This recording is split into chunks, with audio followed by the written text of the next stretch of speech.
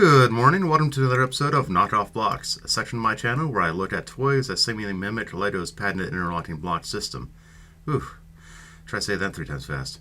Although today is a little different because the American plastic brick predated the Lego brick by about 20 years. All the way back in 1941, established Chicago toy makers Harold Howell Elliott and Samuel Goss introduced a unique product underneath the name the American Plastic Brick. Formerly, the duo chose to use Elgo as a company name, which is a combination of the first 2 letters of their last names. Now, surely this was the only coincidence between the modern toy giant Lego and Elgo, right? Nope. While the aesthetics of the brick are different, they work underneath a similar principle. Comparing the early bricks surely shows the Elgo's brick superiority. Tubes on the underside for the top size pegs to fit into directly. Tubes were something that Lego didn't add until 1958, and even then they nestled next to the top pegs. And in addition to this, many of the Elgo bricks seemingly have masonry exteriors, and builds often utilize a slope brick for the roof.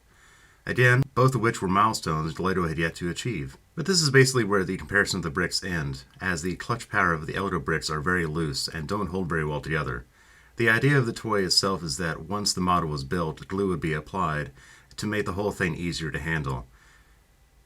Since my model at the moment is rather flimsy, it's difficult to make changes once you build up too high. I found this especially difficult when I wanted to add a front door and plastic windows and shutters. Which is where I start to have problems with the whole building technique of the Elgo bricks. The building limitation is strictly in an upwards fashion, and the secondary plastic windows are difficult to use compared to the Lego equivalents. Added to the fact that the doors, small and large windows, all come in pairs, which are not ideal. Also, if it's not totally obvious at this point, the roof can only be achieved with the use of a piece of paper, rather than bricks. Despite all these shortcomings of Elgo, I find that they're a relatively good building toy, which offers a lot of good detail.